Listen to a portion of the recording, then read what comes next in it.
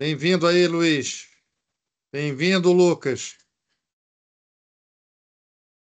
Boa tarde. Bem-vinda, Roberta. Obrigado, obrigado. Boa tarde. Boa tarde, Miguel. Bem-vindos.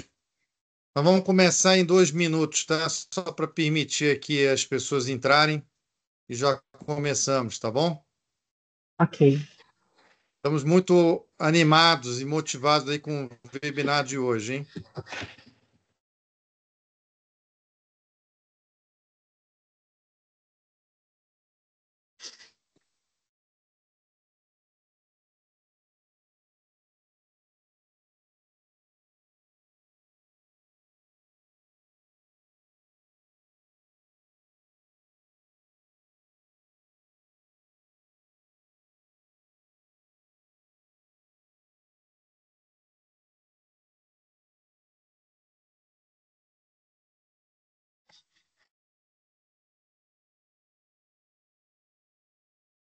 Bom, boa tarde a todos novamente. Tenho a satisfação de dar as boas-vindas a todos nesse evento online, em nome da Fundação Centro de Estudos do Comércio Exterior, FUNSEX, através de seu presidente Antônio Carlos da Silveira Pinheiro, cujo tema a ser abordado são as oportunidades no comércio internacional, que é um tema super propício, principalmente agora na nova era Trump. Então, eu saio muito animado aqui com os panelistas que nós temos hoje. No final das apresentações, os panelistas estarão à disposição para responderem algumas perguntas.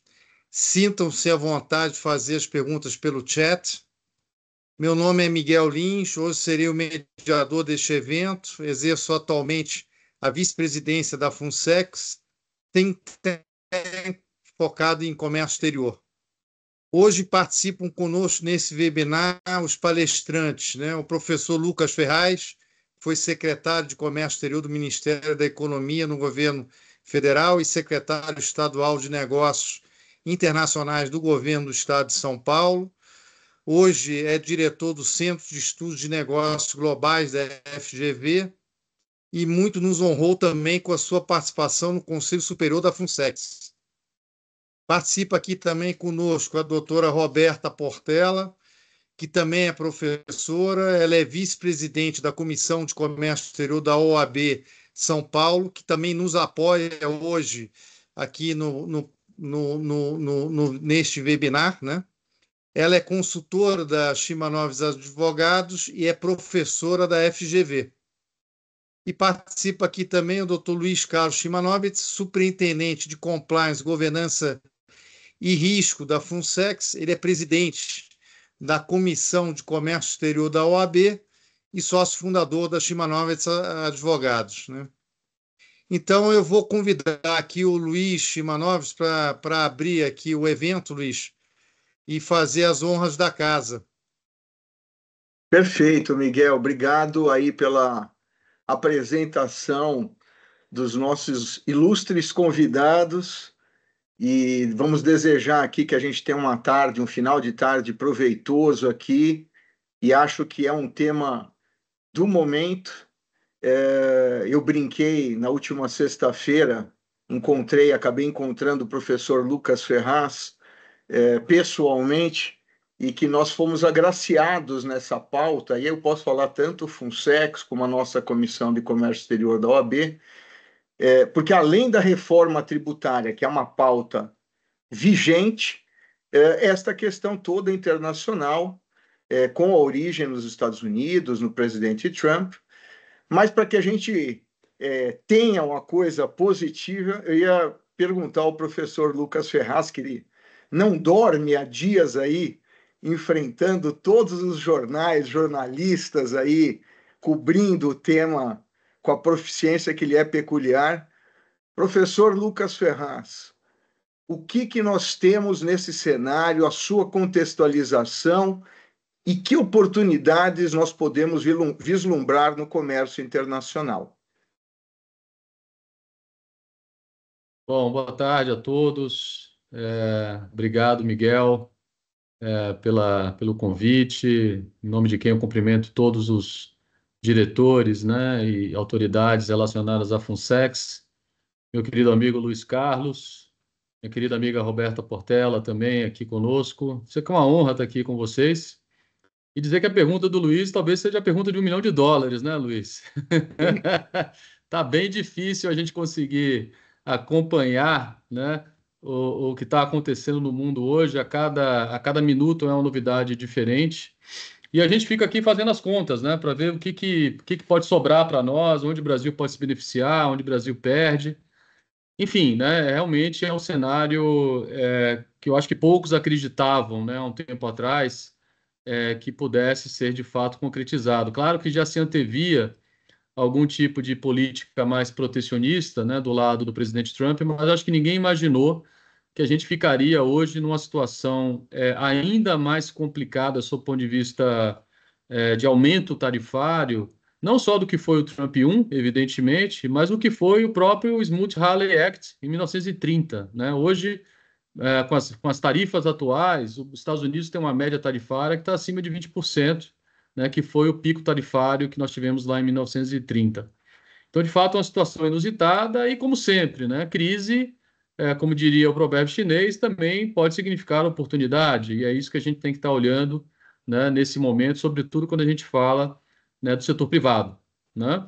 Então, nós estamos falando de um movimento, eu acho que só fazer uma breve contextualização, capitaneado, né, evidentemente, pelo governo americano. Eu acho que é um movimento, sob certos aspectos, bipartidário, ele não é apenas um movimento republicano, é claro que com nuances, né, assim, distinções, né, muito claras entre a abordagem de cada um desses governos. Se a gente comparar, por exemplo, o que foi o governo Biden, o que foi o governo Trump 1 e agora o que está sendo o governo Trump 2, mas há uma convergência no sentido de um olhar, digamos, negativo sobre a globalização, né? E sobretudo em relação ao funcionamento da Organização Mundial do Comércio e ao fato desta organização, né, não ter conseguido moldar, né, a China às práticas de mercado, como era a expectativa em 2001, quando da ascensão chinesa ao OMC, com o apoio dos Estados Unidos, com o apoio, né, de todos os países membros. Isso, de fato, não aconteceu. Agora, isso se soma a outras questões, evidentemente. Isso se soma a uma disputa, né, pela hegemonia tecnológica, né, entre essas duas grandes potências. A China hoje é a segunda maior economia do mundo. E por que não dizer, e talvez aí a mais importante razão, né, que vem de dentro, que são as tensões sociais geradas, né, no mercado de trabalho americano, com o aumento da desigualdade e com a perda de empregos na manufatura, né? Eu acho que um ponto importante mencionar também é que esse é um fenômeno que não ocorre apenas nos Estados Unidos, sob o ponto de vista, eu me refiro aqui aos impactos da globalização, né? Eventuais impactos em aumento de desigualdade, perda de desemprego, perda de emprego industrial, né? Isso é um fenômeno que ocorre, sobretudo nas economias desenvolvidas. Assim, na Europa também passa por situação similar, o Canadá, Japão, né? São economias que convivem, né, com essa questão do progresso técnico, poupador de trabalho, da automação, né, somada a essa contribuição, né, da globalização por meio de maior comércio e por meio, sobretudo, do que foi ali o pico em 1990, da chamada formação de cadeias globais de valor e de produção, e com a terceirização de estágios de processamento para países de mão de obra mais barata, como foi o caso da Ásia. Os estudos apontam, evidentemente, que o pano de fundo central não é o comércio, não é a globalização, muito embora isso tenha contribuído, mas o pano de fundo central realmente seria a questão da automação, que vem ocorrendo já desde pelo menos de 1960, né? A gente vem observando crescimento da desigualdade e perda de emprego na manufatura americana, ou seja, um período anterior, digamos, à ascensão da China no mercado internacional. Isso se dá final da década de 70. E a pergunta que fica é: por que isso só nos Estados Unidos? Por que a gente não observa esse movimento de rejeição à globalização, né, na Europa, no Canadá? E eu acho que uma linha interessante de explicação, né, de possível explicação para esse fenômeno localizado nos Estados Unidos tem muito a ver com a estrutura do sistema de seguridade social americano, quando comparado, né, a regiões como a Europa, ou países como o Canadá. Não que esses países e essas regiões não tenham problemas também nesse sistema, muitas vezes até ao contrário, né? Um excesso de generosidade, né, do sistema de seguridade social, algumas vezes nesse país, que leva também a muitas críticas, com impactos fiscais, com políticas ineficientes. Mas o fato é que os Estados Unidos, pelo menos desde a década de 80, né, ele vem paulatinamente diminuindo, né, os seus recursos para programas sociais, para manter esse colchão social. Então, o trabalhador que eventualmente se prejudicou, né, com essa questão da automação, com essa questão de uma maior inserção internacional via globalização, via formação de cadeias globais, via problemas com a China e etc., ele fica sem um amparo, né, estatal, governamental, que existe em outros países. Então, essa questão tende a se agravar, né, ainda mais, né, nos Estados Unidos, quando a gente compara com outras regiões. Essa é uma possível linha de explicação, me parece plausível, né? A gente compara os Estados Unidos com a Europa, por exemplo. O grande problema na Europa não é a China necessariamente, muito embora isso incomode, evidente, não é exatamente a questão da automação. O grande problema social na Europa hoje é a imigração, né? Então, são características distintas. Não que isso também não esteja presente nos Estados Unidos, né? Mas os Estados Unidos está ali como pano de fundo central essa questão, né, do aumento de desigualdade e perda de emprego no setor manufatureiro, que é, diga-se de passagem, representa hoje apenas 10% da força de trabalho americana, né? Então, se a gente está falando de comércio de bens, a manufatura representa 8%, né, dos empregos, e a agricultura representa 2%. 90%, né, do mercado de trabalho americano está concentrado no setor de serviços. E eu digo isso simplesmente para a gente já começar um debate aqui, talvez interessante. Essas políticas protecionistas vão realmente resolver o problema, né, americano, ou vão gerar, na verdade, mais complicações, na medida que a gente sabe que uma imposição de tarifa nessa magnitude certamente vai gerar problemas de competitividade na própria indústria americana e, talvez o mais importante, a perda de poder aquisitivo, né, da população americana, sobretudo da população que está no setor de serviço, né? A maior parte dos empregados ali, 90%, né, dos empregos, que não vão eventualmente se beneficiar de nenhum tipo de proteção e vão pagar produtos, né, com certeza mais caros, né? Então, esse é um pouco o pano de fundo do que a gente está vivendo. E nós tivemos aqui, já contando uma história longa, curta, o grande anúncio, o primeiro anúncio, né, o mais forte de todos, o mais impactante, que foi o chamado Liberation Day, né, em 2 de abril.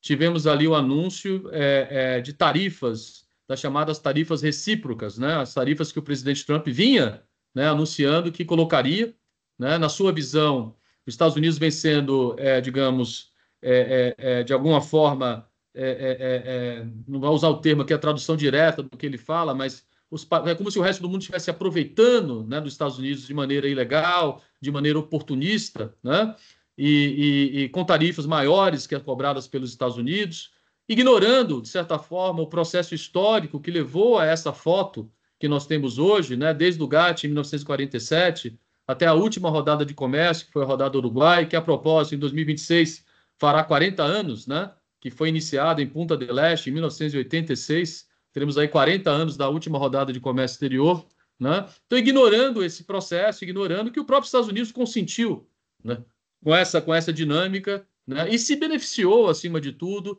desse processo de liberalização também, né? Olha só os Estados Unidos hoje como está a pujança americana, a pujança das empresas americanas, sobretudo no setor de serviços, né, que é o setor que mais se beneficiou e que é o setor hoje que paga os melhores salários, né, na economia americana. Então, é uma série realmente de contradições. Se fala em aumento de tarifa para reindustrializar, ao mesmo tempo se fala em aumento de tarifa, né, para compensar o corte de gastos que está planejado, e a gente sabe que não tem tarifa, né, não tem aumento de tarifa possível que consiga gerar pelo menos ali, né, 3 trilhões de dólares, né, que é o que o governo americano arrecada, né, com imposto de renda, entendeu? Porque os Estados Unidos importa 3 trilhões de dólares, né? Então, a gente teria que ter uma tarifa de 100%, e evidentemente que existe aí uma elasticidade, né? No momento que você coloca uma tarifa dessa, a importação não vai ser 3 trilhões de dólares, vai ser bem menor. Então, você não consegue efetivamente fechar a conta ou fechar o raciocínio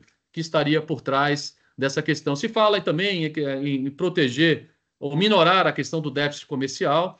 Eu acho que de 10 em 10 economistas bem informados diriam que não se combate déficit comercial com aumento tarifário, déficit comercial é matéria para macroeconomia, não para microeconomia, e fundamentalmente os Estados Unidos têm um déficit comercial estrutural em função de ser um país que consome muito, poupa pouco e investe bastante. Então você gera ali um déficit estrutural no seu balanço, na sua balança comercial, né, de certa forma.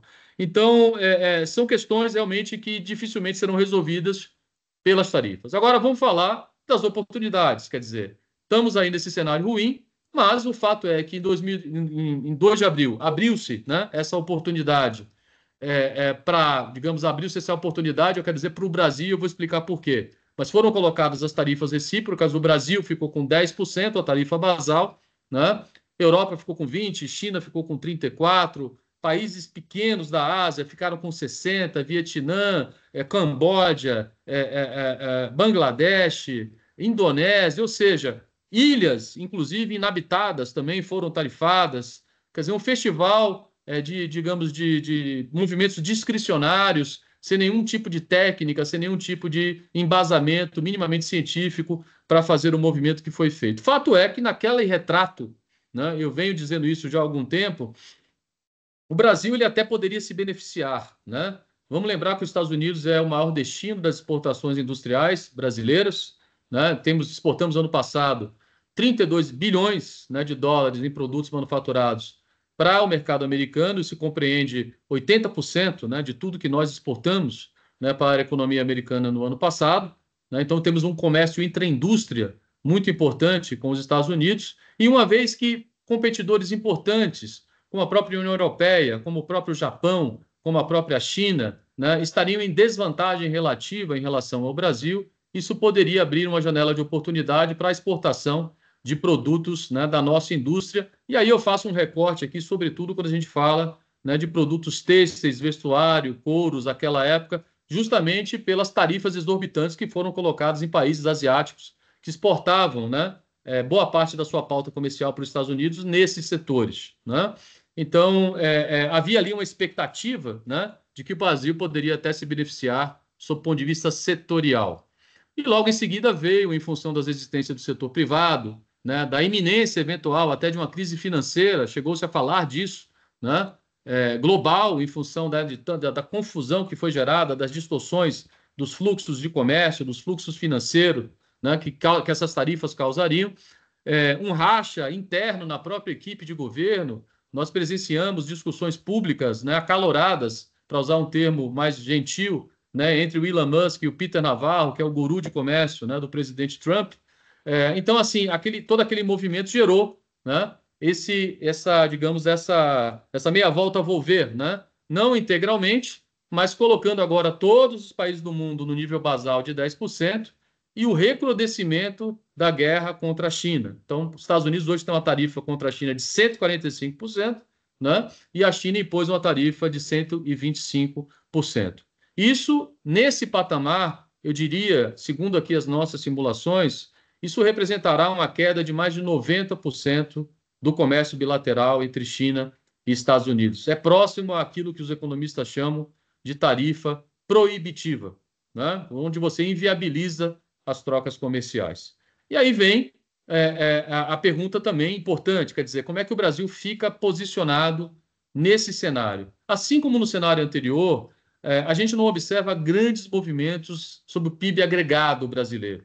O PIB agregado brasileiro ele tende a se alterar muito pouco diante desse cenário, digamos, né, de grande confusão, de grande caoticidade, né, da política comercial internacional. Agora, temos, evidentemente, impactos setoriais importantes. E aí vale mencionar, evidentemente, o agronegócio brasileiro, né? A partir do momento em que a China basicamente inviabiliza as exportações de produtos importantes, né, do agro americano para a China e que são concorrentes nossos aqui também, nesse mesmo mercado, isso abre mais espaço para o Brasil exportar commodities como a própria soja, como milho, como algodão, como carne bovina, como carne de frango, como sorgo, né, que o Brasil começa também agora a ocupar um pouco mais de espaço nessa commodity. São movimentos, digamos, que podem beneficiar, né? E eu digo podem porque a gente não sabe, porque tudo muda a qualquer momento. Amanhã ele pode negociar um acordo com a China e a China se comprometer a comprar, né,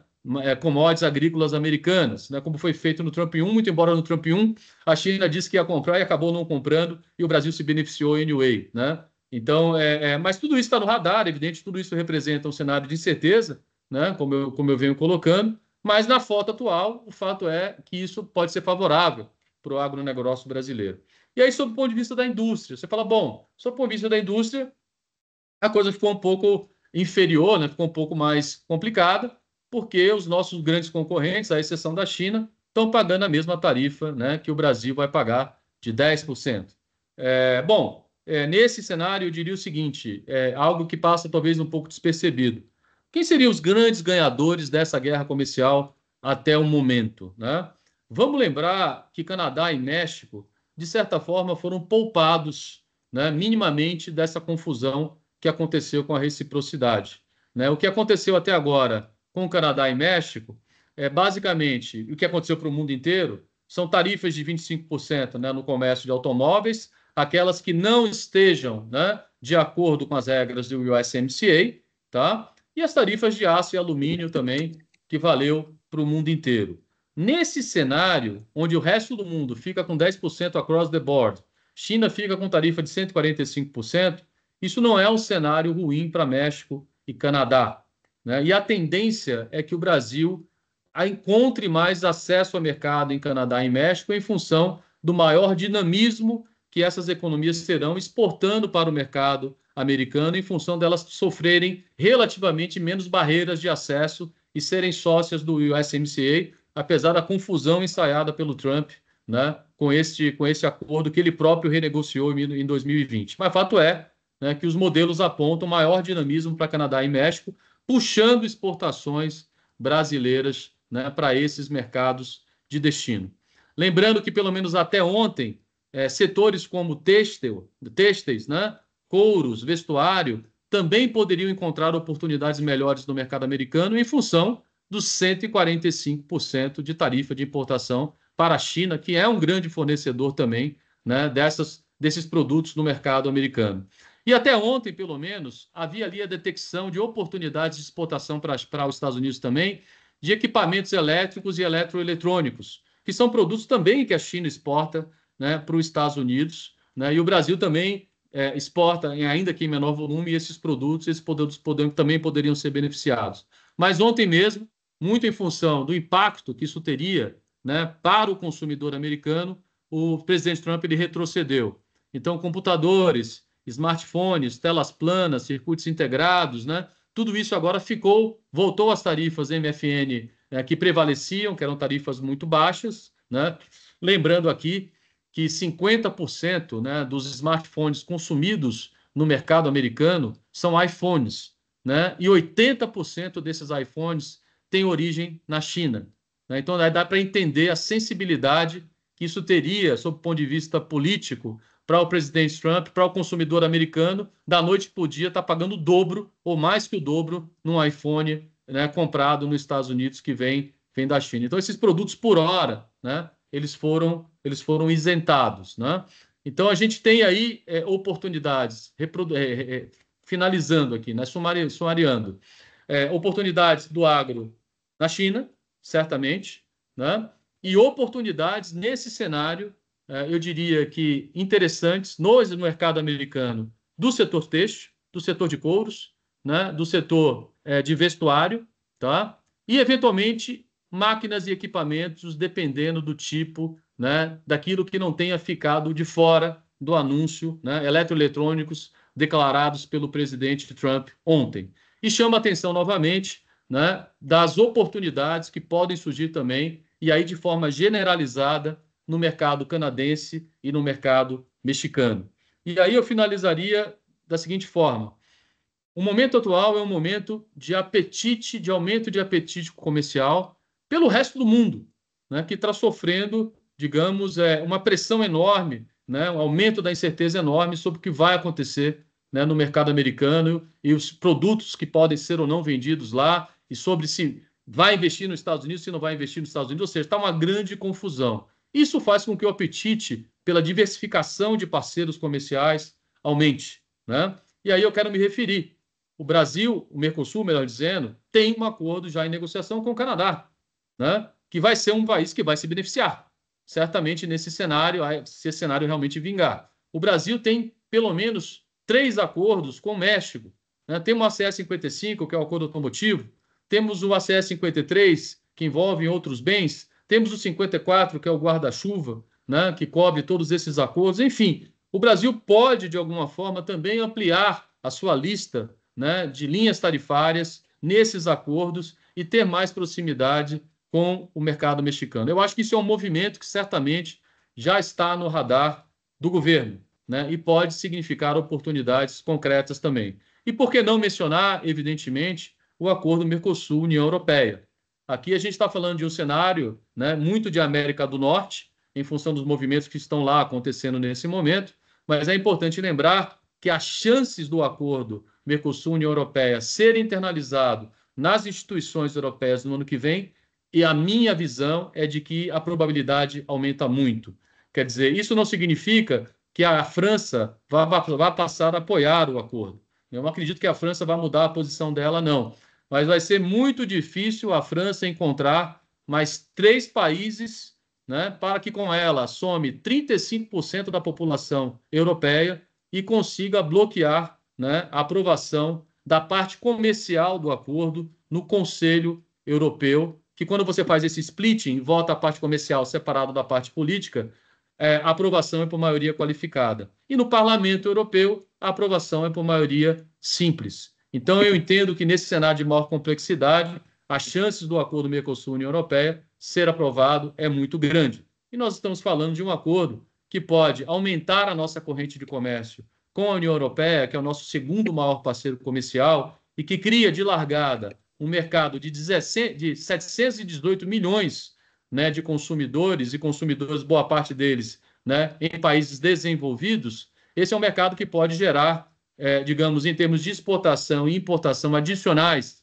né, para o Brasil, algo como 200 bilhões de dólares a mais no intervalo de 15 anos e algo como 100 bilhões de dólares a mais também em investimentos e crescimento do PIB. Então, é algo realmente importante, significativo, que o mercado privado brasileiro deve estar se preparando já nesse momento, né, e atento às diversas oportunidades que surgirão, né, no mercado europeu também, apesar de toda, né, essa crise, esse movimento confuso aí que a gente está vivendo.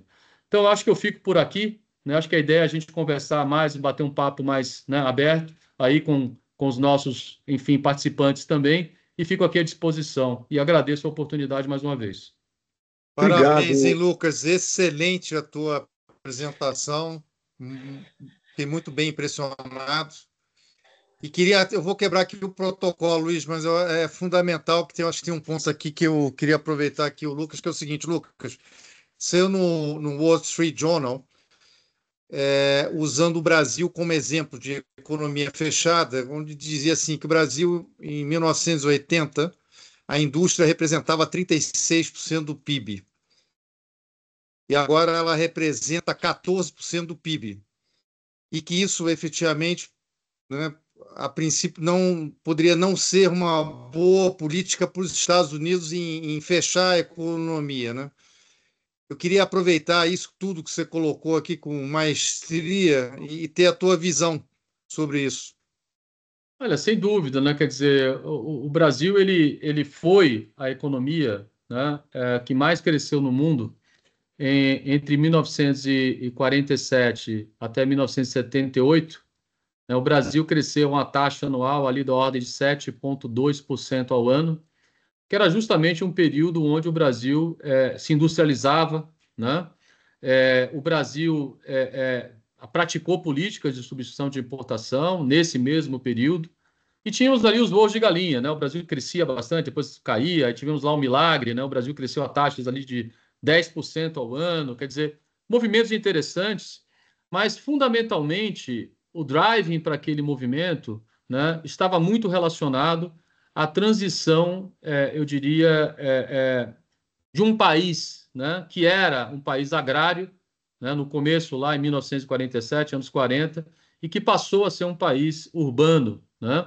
E esse processo de transferência do trabalhador rural para as grandes cidades, para trabalhar na indústria, para trabalhar em serviços, esse foi o grande mote de crescimento de produtividade que nós tivemos acelerada nesse período, né, e que gerou tanto resultado positivo. A partir do momento que esse processo se estanca, nós estamos falando justamente no final da década de 70, o Brasil perde esse driving de crescimento de produtividade e a gente se depara com um quadro industrial complexo, né, um quadro industrial grande, robusto, mas infelizmente um quadro industrial que ainda não estava preparado, né, para a concorrência internacional, apesar de tanto tempo, né? E o que a gente observa até agora é que, de alguma maneira, esse modelo não foi alterado, né? A gente ainda observa um Brasil muito pouco inserido, né, no comércio exterior, né, nos fluxos, né, de comércio e investimento de uma forma geral, né? Então, muito em função dessa estrutura tarifária, né, e da falta de apetite por acordos comerciais que caracteriza a nossa economia. Vamos lembrar, né, que um país, por mais que a gente diga, né, Miguel, que o acordo Mercosul-União Europeia é uma boa notícia, nós levamos 25 anos para negociar esse acordo, né? E não dá para dizer que a culpa é da União Europeia, porque a União Europeia tem vários acordos e não me vem à memória nenhum acordo que a União Europeia tenha levado tanto tempo com algum outro país, né? Então, existe aqui uma dificuldade intrínseca, né, de negociação, e eu não culpo apenas o Brasil, porque quando a gente vai negociar esses acordos, você vai negociar esses acordos com o Brasil, Argentina, Paraguai e Uruguai, e muitas vezes as demandas são distintas, porque são países também com realidades distintas, né, e com demandas que são diferentes. Então, tudo isso precisa ser colocado num mesmo pacote e fazer as coisas avançarem por consenso, né? Então, o processo negociador é complicado e existe, ao meu ver, até hoje, uma falta de consenso, né, na sociedade brasileira sobre os reais benefícios, né, de uma maior inserção internacional. Eu quero crer que com esse acordo Mercosul-União Europeia as coisas comecem a mudar, até porque não há na literatura econômica nenhuma experiência de crescimento econômico sustentado e acelerado que não tenha sido acompanhado de movimentos expressivos, né, de inserção internacional. Eu tenho certeza que o Brasil não será a exceção. E, infelizmente, eu acho que o que o presidente Trump tem nesse momento, ele faz um paralelo muito grande com o nosso debate aqui no Brasil. Porque os Estados Unidos foi um país também muito fechado no final, né, do século do século XIX, né, começo do século XX, ali pelo menos até pouco antes, né, de 1930, e há quem diga que os Estados Unidos, né, vivia muito melhor, digamos, era uma sociedade muito mais rica e mais próspera naquela época em comparação ao que nós temos hoje, o que é altamente questionável. Eu diria que o período de ouro de crescimento, né, da economia americana, de crescimento de produtividade, foi no pós-guerra, justamente com o sistema multilateral de comércio, que lhe favoreceu muito, que os Estados Unidos exportasse os seus produtos industriais, né, capital intensivos, mão de obra qualificada intensivos, para os outros países que reduziram as suas tarifas de importação nas rodadas comerciais.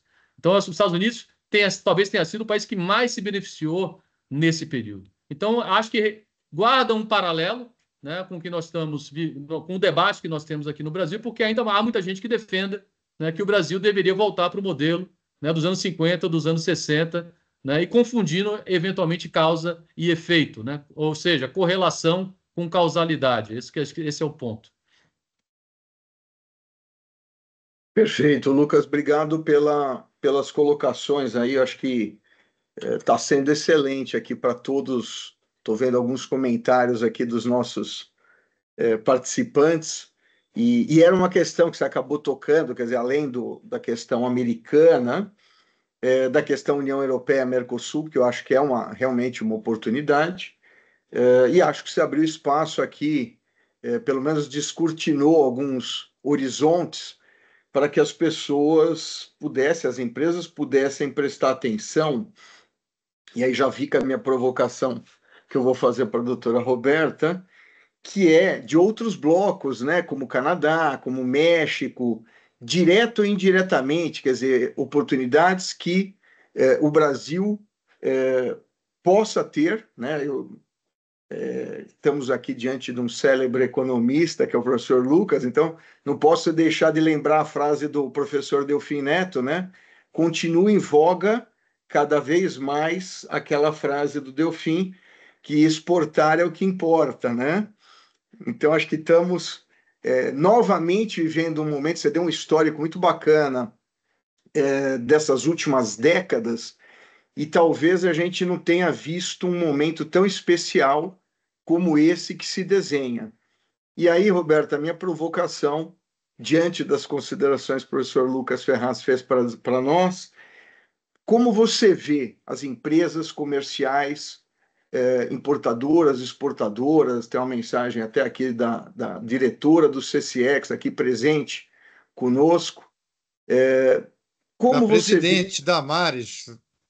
Exatamente, prazer, é uma audiência super qualificada aqui para nós, além de outros tantos colegas aqui, eu vou me furtar aqui, não mencionar, mas de igual quilate. E, Roberta, como essas empresas todas aí representadas pela presidente Damares aqui fazem, ou podem fazer, ou devem prestar atenção para se capacitar para todas essas oportunidades que o professor Lucas listou para nós. Bom, boa tarde a todos. Eu cumprimento os meus colegas de mesa virtual, Lucas Ferraz, Luiz Carlos, e agradeço a Fulsex, na pessoa do Miguel Lins, pelo convite. Essa é uma tarde muito especial, porque nós estamos tentando encontrar o ponto de convergência entre as discussões dos economistas e dos advogados a respeito de um tema absolutamente fundamental para o desenvolvimento, para o comércio internacional, para o Brasil, enfim, é o tema do momento, né? E ao ouvir o professor Lucas Ferraz, eu fiquei refletindo sobre as diferentes perspectivas que esse tema é tratado. No meu caso, eu acho que eu acabo analisando o tema na perspectiva da mitigação do risco. Enquanto um economista do naipe do professor Lucas Ferraz fala sobre oportunidades, eu acho que a minha preocupação enquanto jurista e enquanto professora na área de regulação do comércio internacional é como mitigar riscos nesse ambiente de oportunidades que parece surgir, ou que parece ganhar um novo contorno com todas essas mudanças recentes. E aí, num dos trechos da fala do professor Lucas, ele disse o seguinte: tudo muda o tempo todo. Estamos num cenário de incertezas. E como mitigar esse cenário de incertezas? Eu diria que existe um tripé bastante importante, que infelizmente não é uma tradição das empresas brasileiras, pelo menos de médio porte, o middle market de uma forma geral. É claro que as empresas de grande porte, com melhores estruturas internas, têm tem recursos e tem pessoas para estruturar diferentes áreas, mas olhando para um Brasil enorme que quer exportar e que quer encontrar essas oportunidades nesse momento que tem toda uma reorganização da geopolítica internacional, eu diria que nesse tripé existem, então, 3 pontos que a gente precisa abordar. O primeiro é a questão da capacitação, e, óbvio, sendo professores, a gente não poderia deixar de falar nisso. Existe uma lacuna importante hoje, na minha opinião, na formação dos empresários brasileiros e dos executivos que estão à frente de operações internacionais a respeito da capacitação, da construção de competências, transformar habilidades em competências para a internacionalização. Então, eu estou falando desde do domínio sobre o idioma, passando pelo conhecimento da regulação do comércio internacional e de tantos outros temas que dão a esse executivo, a essa equipe, a competência e a capacidade de trabalhar num cenário de tamanha imprevisibilidade. A pior coisa que existe para um advogado, para uma equipe jurídica, é essa imprevisibilidade. Nós não sabemos lidar muito com essa corda bamba. Nós buscamos sempre os pontos, onde estão os pontos que nos orientam para um caminho de segurança jurídica. E precisamos sinalizar isso para as equipes que trabalham com o comércio internacional dentro das empresas. quando existe um cenário de tantas incertezas, um cenário que altera completamente uma estrutura multilateral que já vinha sendo reconfirmada e revalidada ao longo das décadas, quando essa estrutura, então, ganha um novo contorno e transforma, então, alguns conceitos que já estávamos mais acostumados, como a segurança jurídica, como a confiança num direito internacional do comércio realmente estruturado, isso nos deixa certamente muito inseguros e certos de que precisamos buscar cada vez mais intensificar a questão da capacitação. Então, eu acho que precisamos transformar empreendedores brasileiros em empresários com conhecimento sistematizado a respeito das operações internacionais.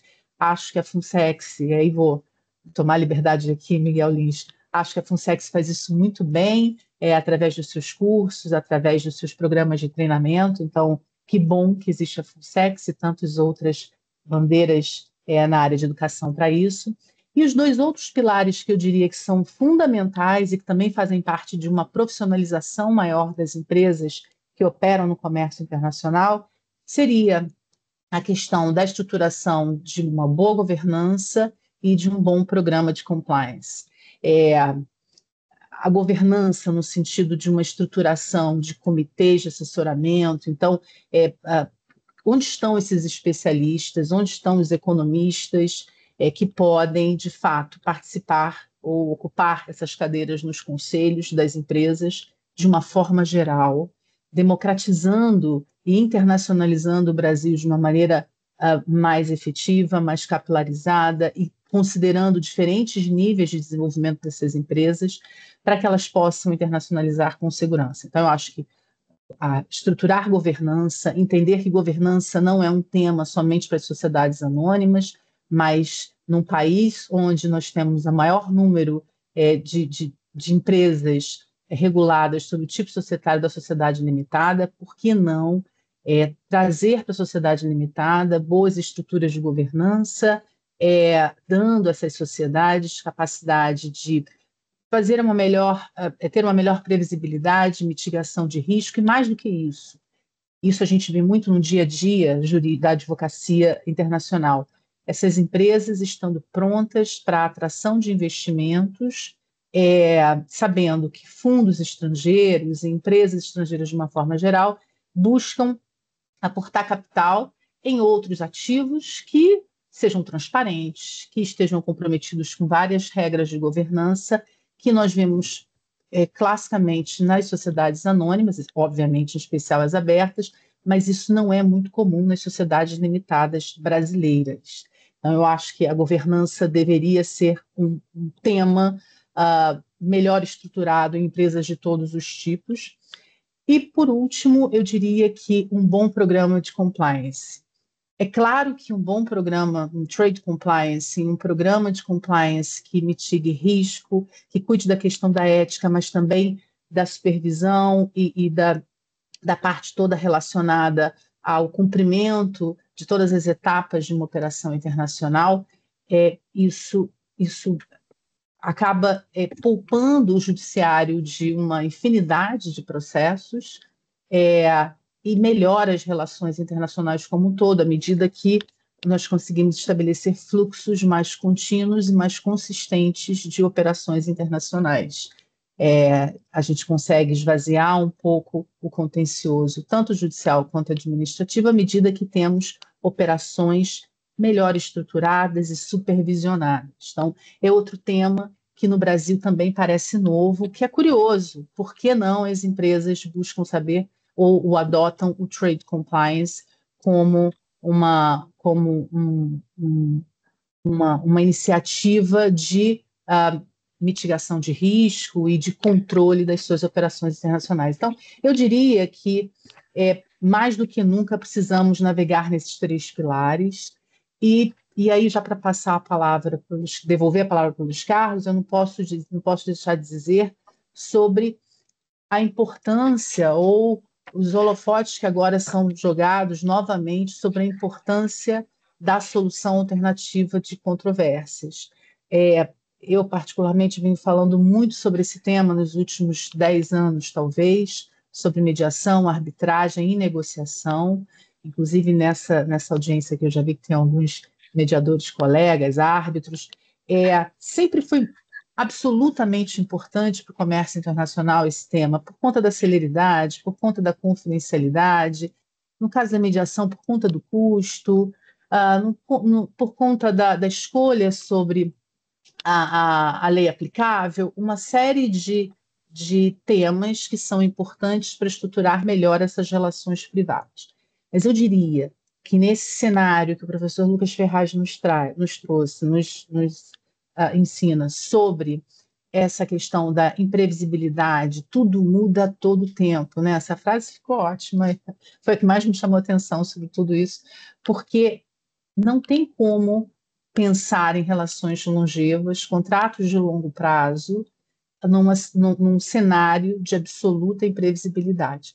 Quando nós falamos em comércio internacional, pensamos de pronto nas relações internacionais, contratos internacionais que são impactados, como, por exemplo, as políticas tarifárias do Trump, mas não podemos esquecer de uma infinidade de contratos nacionais dentro de uma cadeia de comércio exterior que são firmados para que esses produtos ou serviços sejam exportados ou importados. Então, como isso se reorganiza à medida que temos um ponto de imprevisibilidade altamente grave? Então, como que vamos tratar uma questão que dentro do direito chamamos de onerosidade excessiva dentro das relações contratuais? Quer dizer, agora precisamos tratar isso internacionalmente, mas também nos nossos tribunais internos, nacionais, a respeito de como renegociar contratos. E aí, mais uma vez, a importância de desenvolver competências nas equipes de comércio exterior, advogados nessa área, que também não são muitos, para que possam conduzir melhor esse novo cenário. Um cenário que requer muito, na minha opinião, essas competências que não parecem nada novas, mas agora muito urgentes. Luiz Carlos. Obrigado. Parabéns, Roberta, aqui pela tua palestra, que acho que você foi em pontos muito importantes, né, como a capacitação, né, a parte também da governança e compliance, que é fundamental, né? E você falou em mediação. Eu até vou fazer uma pergunta, vou pedir para depois você responder, mas dizem às vezes que até o passado é incerto. Eu gostaria de saber se essa frase impacta hoje o mundo global. Eu vou deixar essa pergunta para você responder depois. E aí queria tomar a liberdade de passar aqui a palavra também para o nosso querido Luiz, para que você falasse um pouco, Luiz, e complementasse um pouco o que a Roberta nos mencionou aqui. Então, a palavra é tua. Obrigado, Miguel. Eu acho assim, olha, que interessante a todo mundo que está participando hoje conosco ter a oportunidade de escutar as palavras do professor Lucas Ferraz sobre todas essas oportunidades diretas ou indiretas, ou pontes a serem construídas, e escutar a doutora Roberta mencionando essa parte, como você falou, Miguel, de capacitação, de governança. Então, o que é importante, a nossa audiência, a audiência do comércio internacional, sem planejamento, nós não vamos para lugar nenhum. E o planejamento vai passar por várias etapas, várias searas, várias matérias, desde o ponto de vista financeiro, econômico, da gestão do próprio negócio, mas especialmente ter, como a Roberta colocou, um mapa de riscos, uma matriz de riscos. Quer dizer, hoje eu vou para o comércio internacional, a gente fez uma palestra para o pessoal da Board Academy, que forma conselheiros de empresas. E a gente reafirmou isso, quer dizer, você não pode querer exportar ou importar e não ter preparado o básico, que é o seu contrato social para aquilo. O seu CNPJ não tem receptividade perante a Receita Federal do Brasil para poder desempenhar uma atividade dessas. Então, não é só o querer, é o se preparar com um plano concreto a se perseguir. E quanto menos audacioso, mais realmente detalhado esse plano, maiores são as chances de sucesso. Por quê? Você vai se preparar do ponto de vista societário, contratual, de certificações. Então, em função do... O professor Lucas colocou aqui coros, o setor têxtil, mas ele mencionou o agro. Tem gente falando, a gente conversou com o pessoal da aeroespacial, high-tech, ele mencionou aqui também máquinas e equipamentos. Então, veja, se eu quero chegar lá, o que eu preciso vencer? Eu preciso de ajuda. Veja, eu tenho as questões contratuais, eu tenho as questões regulatórias. Então, além das minhas certificações, que tipo de produto que eu estou querendo trazer ou levar? São produtos químicos, são produtos farmacêuticos, são produtos do setor de petróleo e gás. Que setor é esse que eu estou vendo a oportunidade? E para o Ministério Anvisa, né, Vigilância Sanitária. Então, o que eu preciso correr atrás para poder ter e chegar lá? Outra, lembrem-se, eu falei a frase do professor Delfim Neto, mas tem um lado bacana nisso, que é o seguinte: os bancos, e lá na comissão nossa de comércio exterior, nós já estamos sentindo isso, eles se desarmaram em termos de financiamento para o comércio internacional.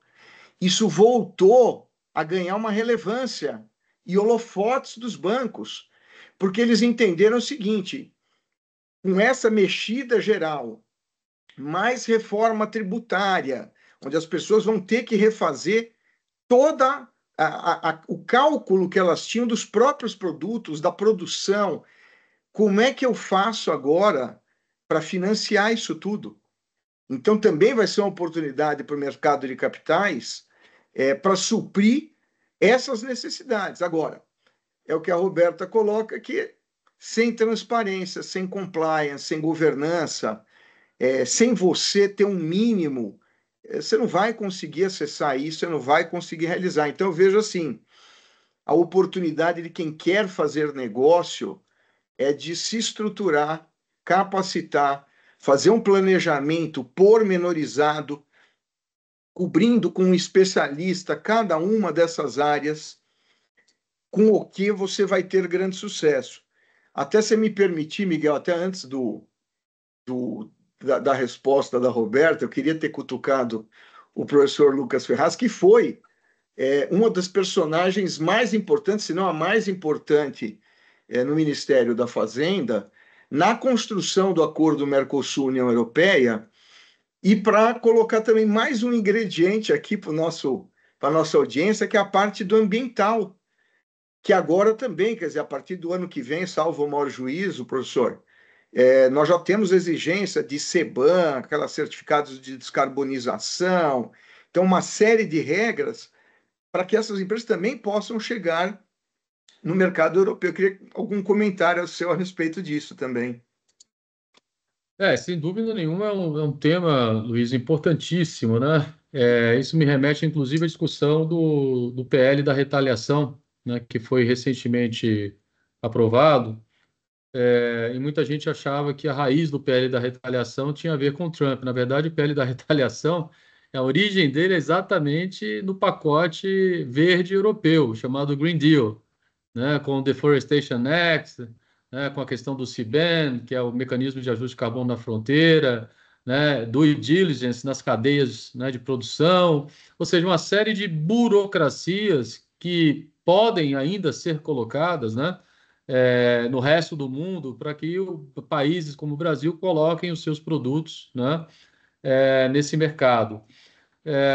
A notícia mais recente que a gente tem é que, com toda essa confusão que o Trump está fazendo, a União Europeia parece que vai colocar vai dar uma freada nesse processo. Eles estavam com o pé no acelerador, mas o risco está aí. O risco está aí, o risco existe. E a minha impressão, inclusive, enquanto estive como secretário aqui no estado de São Paulo, eu não vejo o setor privado ainda preparado, né, para lidar com essas dificuldades, com essas barreiras, né, que porventura venham a acontecer. né, no comércio exterior. Concordo. Então, é um movimento que precisa ser feito, né? Adequação, a questão de você também ter possibilidade de comprar, né, créditos de carbono, seja no mercado regulado, seja no mercado, né, informal, enfim, para você poder também, né, atingir ali o ponto ótimo, digamos, da sua competitividade ao exportar um produto no mercado europeu, uma vez que você vai ser de alguma forma taxado, né, extra, adicional, em função da sua pegada de carbono. Então, de fato, é um ponto importante e um ponto de preocupação, porque eu não vejo o setor privado ainda mobilizado, né, ainda sequer, digamos, familiarizado, né, com as novas regulamentações que vêm surgindo no próprio Brasil. Posso me referir aqui ao próprio mercado de carbono regulado, né, o projeto que foi aprovado no Congresso. Posso me referir aqui também ao PL do combustível do futuro, que também foi aprovado, que são oportunidades que podem surgir para o Brasil, né, na área de, por exemplo, de produção e exportação de combustível SAF, né, que é um combustível, né, sustentável de aviação, né, que vai ter agora a obrigatoriedade, a partir de 2017 a 2027, né, as companhias aéreas serão obrigadas a adicionar 1 ponto percentual, até chegar a 10 pontos percentuais em 10 anos desse tipo de combustível. E são oportunidades, inclusive, eu diria que principalmente aqui para o estado de São Paulo, né? Com toda essa abundância de etanol, de biomassa que a gente tem aqui, que você pode produzir biogás, biometano, enfim, uma série de novas regulamentações e que, de fato, o setor privado precisa estar muito atento para conseguir aproveitar as oportunidades. Obrigado, Lucas. Lucas, Eu acredito que você está corretíssimo aí.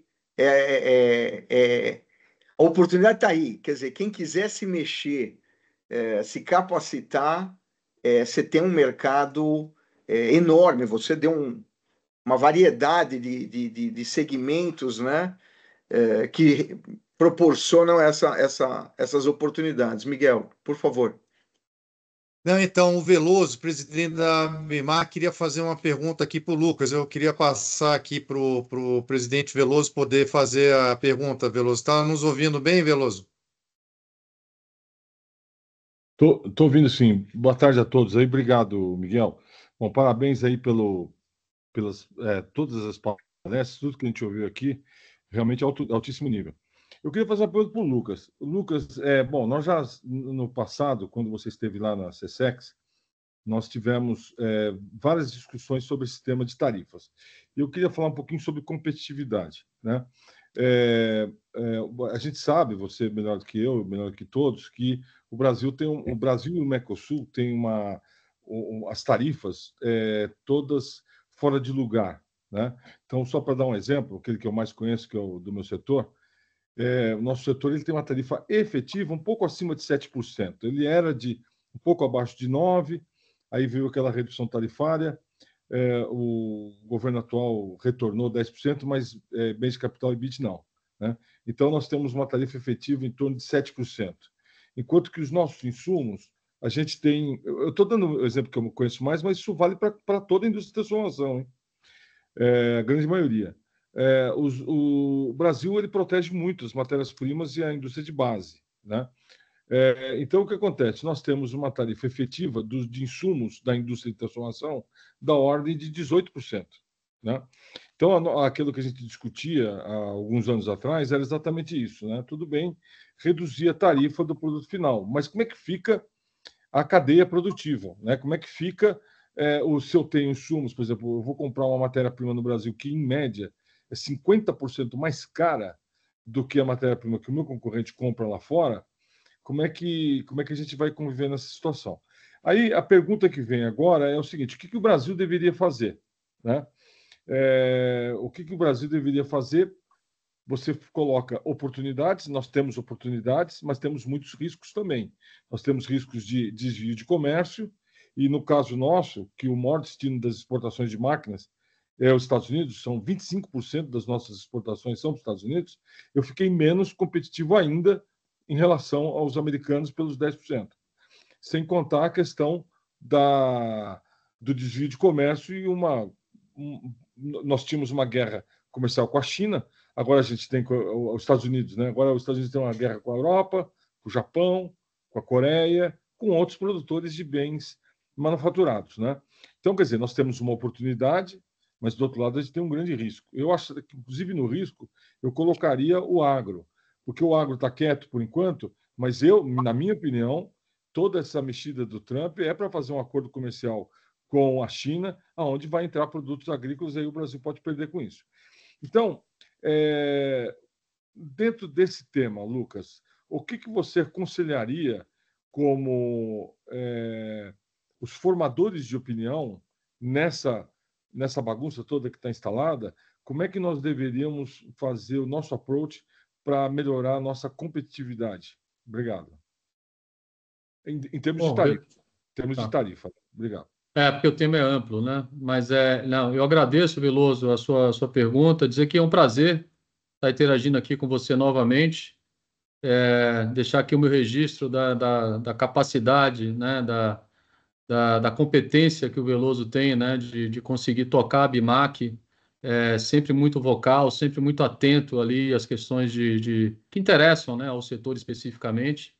Então, um grande defensor aí do setor de máquinas e equipamentos do Brasil.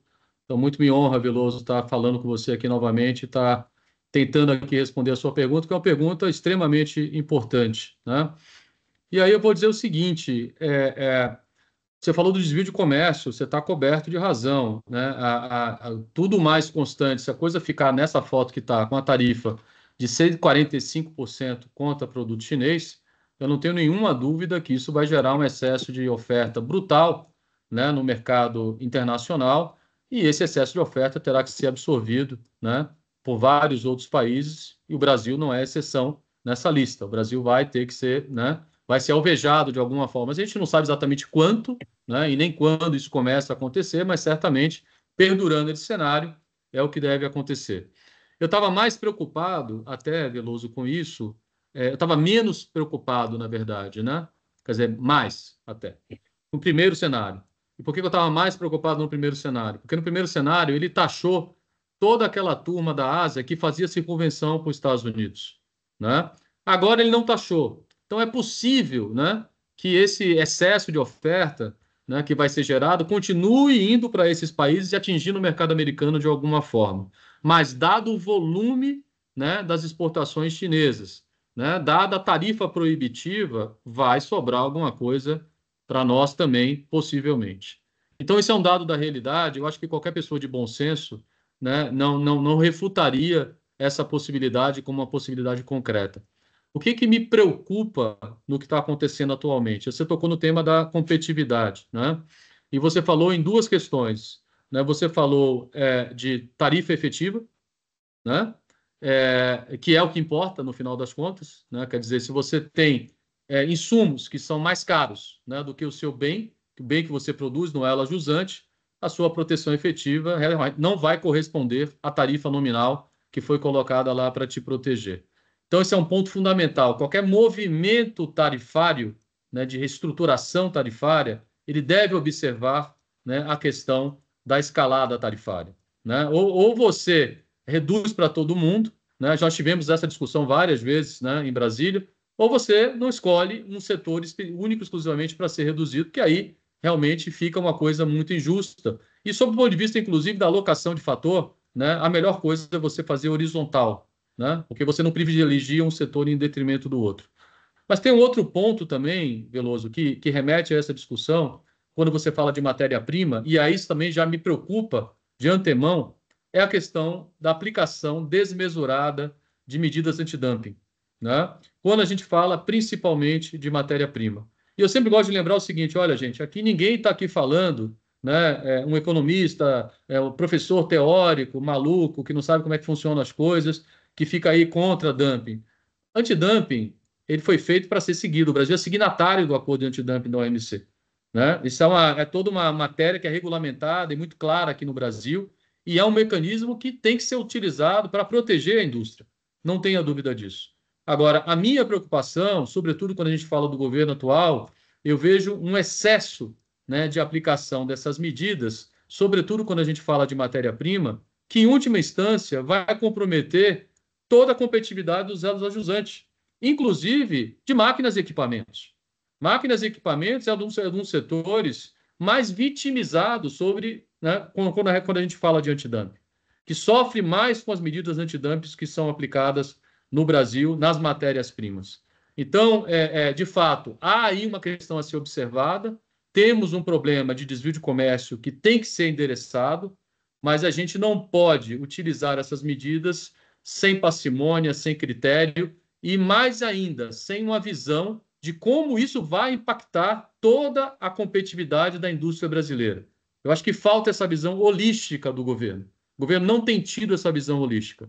Criou-se agora, recentemente, Veloso, você deve saber, a tal da lista dos desequilíbrios conjunturais, né? Essa é uma lista de 100 posições tarifárias que foi aprovada, né, pelo Brasil no ano passado, foi internalizada. É uma lista que só pode subir tarifa. Eu acho que é uma lista que, nesse momento, faz sentido, porque é um momento claro, né, de desequilíbrios conjunturais. Então, não é que se jogue fora esse mecanismo, muito pelo contrário, mas o meu receio, novamente, é esse, né, de que ele seja usado, e, na minha opinião, ele já está sendo usado, sem levar em consideração o equilíbrio, né, a visão holística da indústria brasileira. Porque o que a gente quer, no final das contas, todos nós aqui queremos, não é só uma ABIMAQ forte, a gente quer uma indústria brasileira forte, né, e a gente não pode simplesmente vestir um santo e desvestir o outro.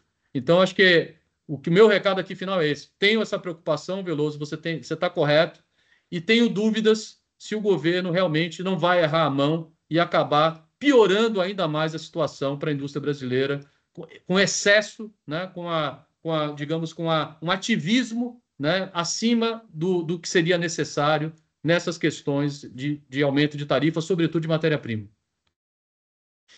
Obrigado. Lucas, queria te agradecer. Tem uma outra pergunta para o Lucas, mas eu vou pedir aqui para a Roberta agora falar, e aí eu passo a palavra para a presidente Damares, que gostaria também de fazer uma pergunta aqui para o Lucas, tá bom? E para todos. Roberta, a palavra é sua agora.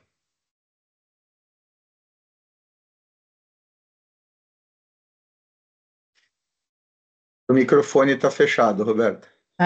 Consegui. Miguel, você, por favor, reitera a sua pergunta sobre a questão da mediação, né? Porque, assim, no Brasil tem um ditado que até o passado é incerto. Eu queria te perguntar, ou seja, como você está vendo nesse mundo de hoje, se isso é algo que está passando para os outros países, entendeu? Ou seja, no mundo globalizado, né, com é, nessa visão, ou seja, de proteção dos países, né, de tarifas, etc., né, como você está vendo esse cenário, né, porque você comentou, né, ou seja, dos riscos, né, e o Lucas também foi muito enfático nisso, o próprio Luiz Carlos também, né, dentro desse cenário hoje global, como você está vendo isso? Ou seja, o passado realmente é incerto, como você consegue mitigar esses riscos jurídicos, legais, né, o compliance, como você vê isso? Miguel, quando nós temos a oportunidade de participar de algum evento fora do Brasil, algum evento acadêmico ou a interação com outras empresas e governos, o que a gente mais percebe enquanto temor ou dúvida sobre a interação com o Brasil é essa questão das incertezas, né? Então, como lidar com o Brasil a respeito de uma série de incertezas, do ponto de vista econômico, mas, em especial, no meu caso, como lidar com um país cujas questões jurídicas, cuja segurança jurídica nas relações contratuais estabelecidas é sempre colocada em xeque, é sempre perguntada. Então, eu acho que essa é uma barreira importante que, em geral, não aparece nas pesquisas, inclusive é uma pesquisa que está no meu radar para ser feita e para ser divulgada de uma maneira um pouco mais organizada do que esse grande inconsciente coletivo que fala sobre a questão da insegurança jurídica no Brasil. Mas é uma variável que certamente impacta na decisão sobre aportar recursos em ativos brasileiros e relacionar-se com o Brasil de alguma forma. Eu acho que esse momento de insegurança, na verdade, ele aponta para uma direção que é muito maior e que a gente só vai entender a extensão um pouco mais à frente, que é a questão da fragilização do sistema multilateral, a questão da fragilização da OMC, enquanto o nosso fórum, enquanto o nosso tribunal, enquanto o nosso organismo internacional, que vai cuidar de uma série de questões relacionadas ao comércio internacional. Então, quando a gente percebe uma fragilização importante no Centro de Solução de Controvérsias, um órgão de apelação que não funciona por conta de toda uma política que não é de agora, né? Na verdade, a administração atual dos Estados Unidos sinalizou esse comportamento pró-isolacionismo ou protecionismo em 2017, fez isso crescer e se consolidar ao longo do primeiro mandato, e agora não tem nem mais o que falar a respeito, né? Como que isso foi colocado, como isso foi intensificado.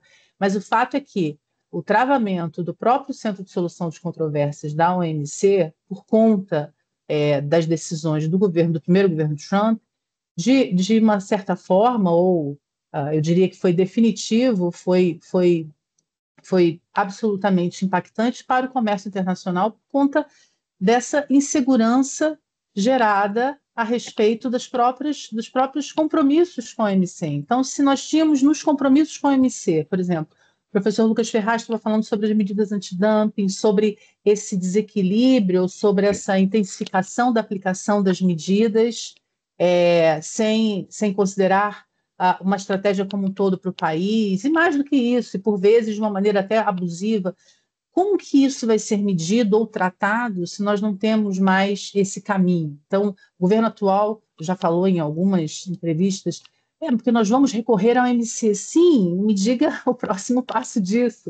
Vai recorrer ao OMC e o que vai acontecer? Porque a população acredita que, de fato, esse será o caminho de solução, e nós sabemos que temos uma via sem resposta nesse aspecto, algo que estava sendo completamente fundamental para o comércio internacional. Então, existe uma fragilização, desculpa, do direito internacional do comércio à medida que os tratados internacionais não são respeitados. Esse descumprimento das regras internacionais coloca em xeque, fragiliza toda uma estruturação regulatória, uma estrutura jurídica sobre a qual os países se organizaram a médio e longo prazo.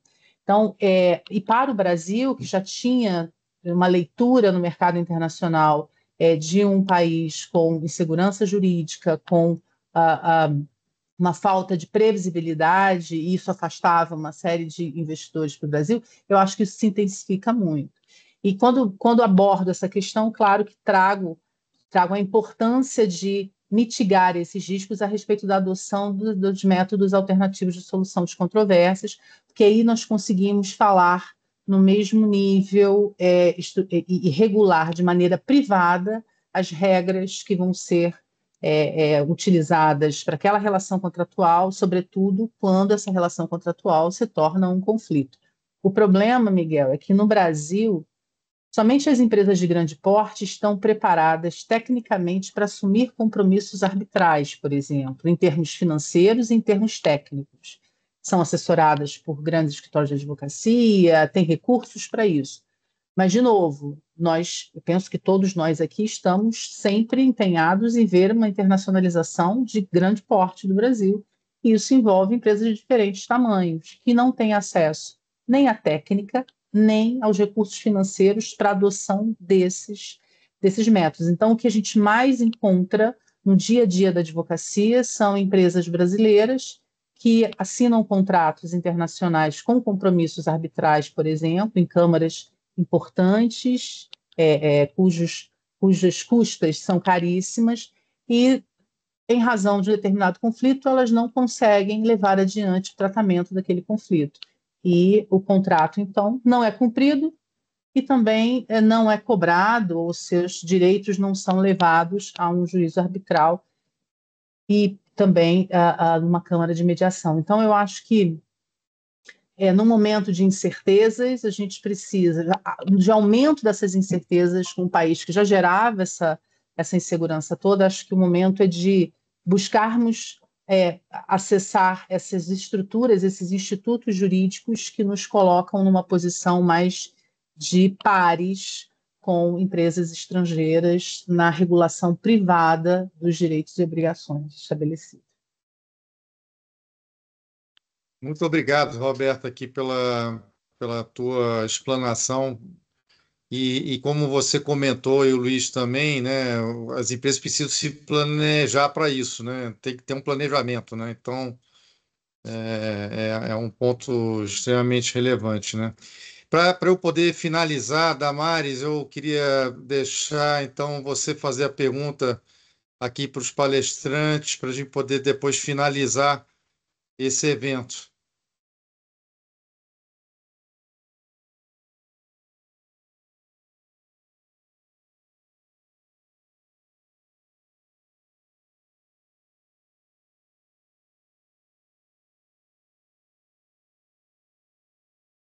Damares, é só você abrir o microfone, tá? Seu microfone está fechado. O clique no microfone, no símbolozinho do microfone. O meu? Não. O dela, Miguel. O dela está fechado. Eu vou facilitar aqui a pergunta que ela faz, é o seguinte: como vocês veem a posição das tradings nessa conjuntura? Essa é a pergunta que a Damares faz. Miguel, posso começar aqui, gente?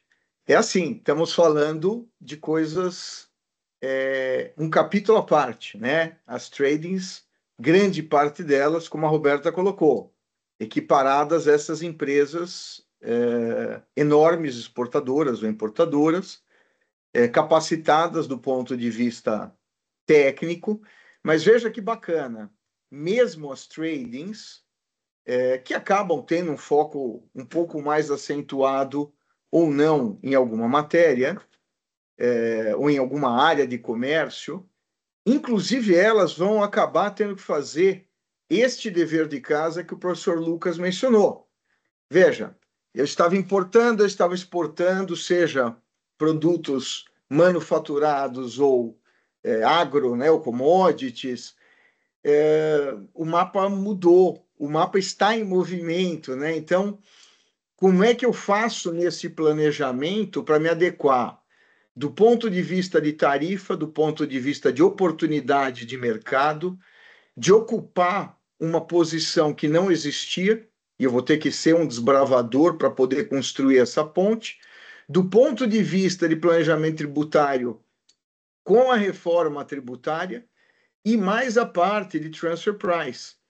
Então, assim, é um conjunto, né? Quer dizer, pode parecer complexo, é complexo, mas sem o qual você não vai conseguir navegar. Então, eu vejo, nesse cenário, as tradings em situação semelhante a todos os segmentos que estão recebendo, todos estamos recebendo no mundo, né? Essas mudanças ao mesmo tempo.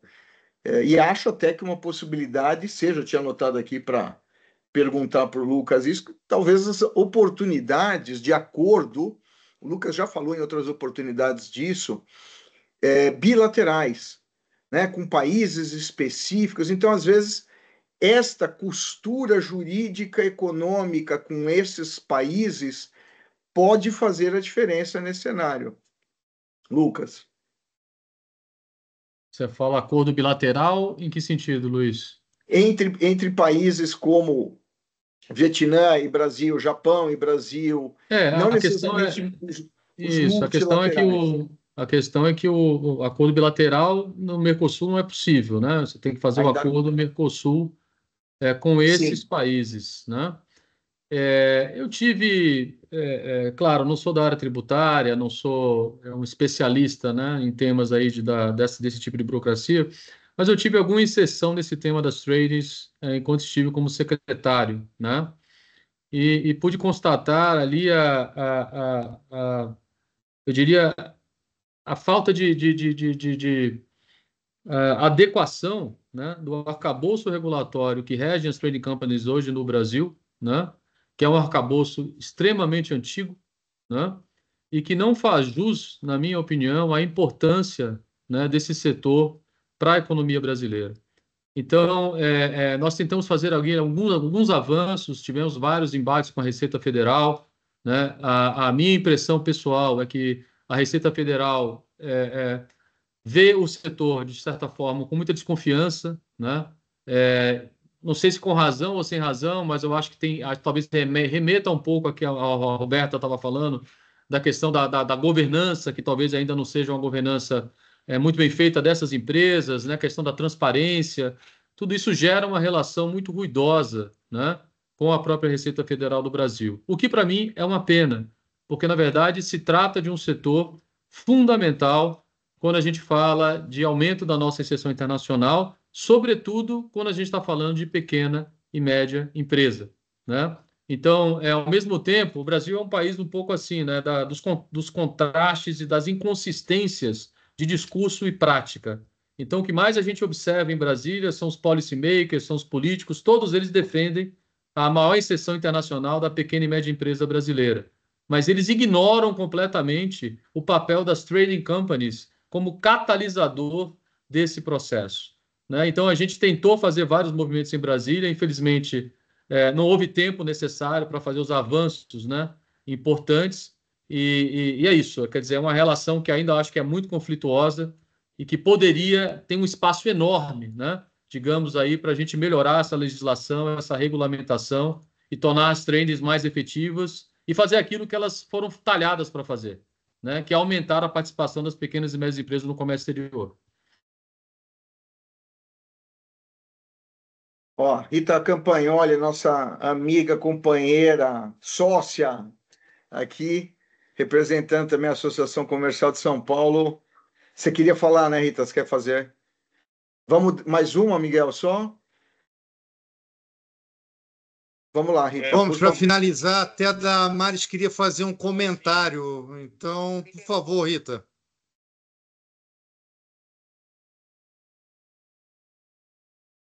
Tá? A Rita está muda, né? Seu microfone. Não?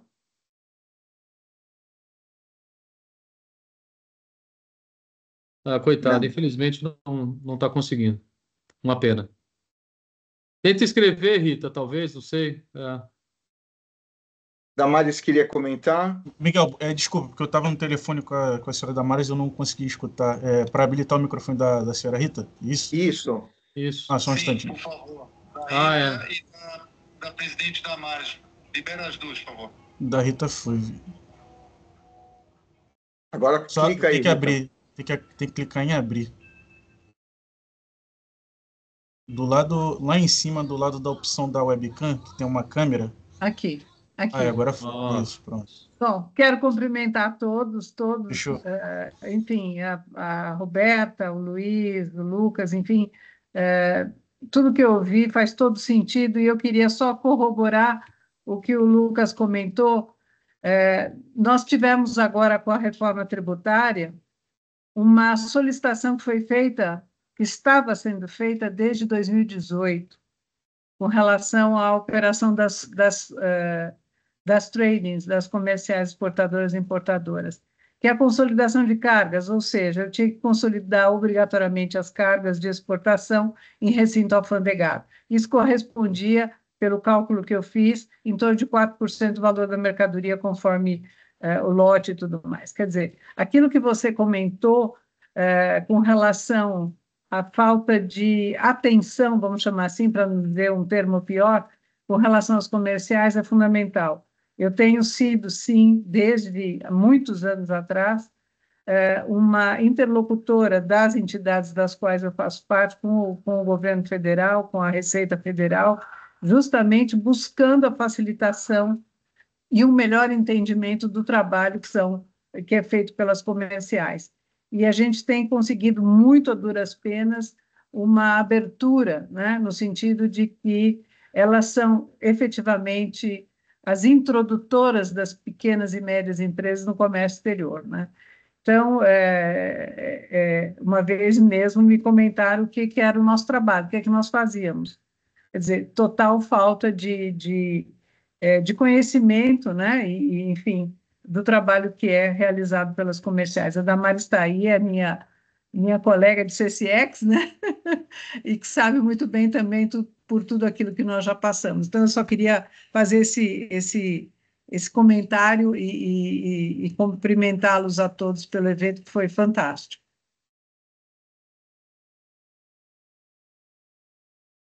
Muito obrigado, Rita, aqui pelo teu depoimento. Eu não sei, a Damares acho que está tendo dificuldade em abrir o microfone, está tendo algum probleminha nisso. Você consegue nos ouvir, Damares? Eu acho que ela está tendo um problema. Mas, assim, o Lucas, Roberta e Luiz, muito obrigado aqui pela belíssima palestra que vocês nos deram. Foi realmente muito rico aqui esse brainstorming, né, nesse mundo de grandes mudanças, né? E já fica aqui o convite para a gente organizar um novo webinar em breve, né? E queria agradecer a presença de todos, em nome do presidente Antônio Carlos da Silveira Pinheiro, nosso presidente da Fundação Centro de Estudos de Comércio Exterior, a presença de todos nesse webinar, né? E muito obrigado, desejo uma ótima noite e vamos em breve estar juntos novamente. Uma boa noite a todos. Obrigado, pessoal. Boa noite a Obrigado. todos. Obrigado a Obrigada. todos. Tchau, tchau. Boa noite. Bom descanso. Tchau, tchau. Obrigada.